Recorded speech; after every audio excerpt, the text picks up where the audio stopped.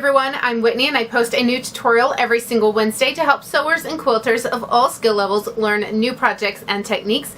This video is part of my sampler sew along. It's a block of the month style series where I'm sharing 12 different traditional quilt block tutorials so that we can make a sampler style quilt from start to finish together.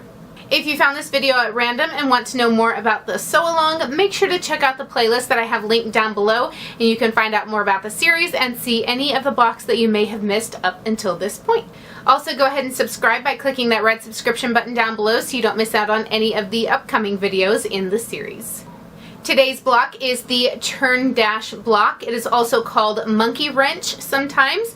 It first made its appearance sometime between the years of 1800 and 1849. It's a fairly simple block to make, but it can be made very visually interesting with using anywhere from 2 to 4 different fabrics. I'll be showing the block using 3 different fabrics, but feel free to use only 2 if that is what you prefer. You will need 2 5x5 inch squares from a dark fabric and from a light fabric, 4 pieces measuring 2.5 by 4.5 inches from dark and 4 from light, as well as a 4.5 by 4.5 inch square from your light fabric or from a whole other fabric. We're going to start by making the half square triangle units. Place 2 of the 5-inch squares right sides together, lining up all the edges. Use a ruler and marking pen to draw a line between 2 opposite corners. I'll have an Amazon link below if you want more info on my favorite supplies, and anything that is purchased through the link helps support future Whitney Sews tutorials. Add a couple of pins, then sew a 1/4 inch away on each side of the line you drew. Remove the pins and carefully cut right along the marked line. Do this for both sets of squares.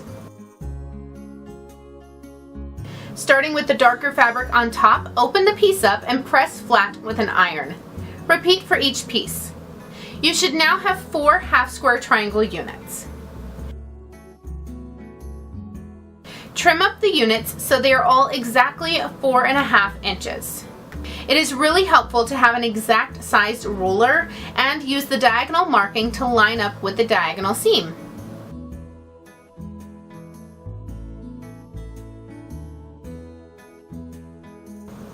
Now onto the rectangles. Pair 1 of each fabric up, place right sides together, and sew with a 1/4 inch seam allowance. Then press open, starting with the darker fabric on top again. Lay out your pieces as shown. At this point, the block is a version of a 9 patch, meaning we have 9 equal sized squares to sew together. Lay the first 2 pieces of the top row right sides together and sew. Repeat with the 3rd piece in that row. Press both of the seams toward the center of the row.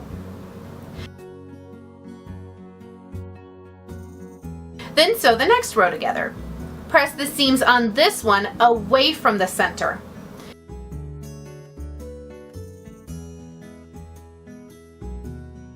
And finally, sew the last row and press the seams toward the center again. By alternating the way they are pressed, it will help the seams nest together nicely.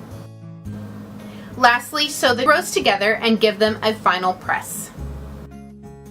The Churn dash block is now complete. At this point, it should measure 12.5 by 12.5 inches. Make sure to take a picture of it and share it on your favorite social media site with the hashtag sampler sew along so that everyone participating can see your amazing block.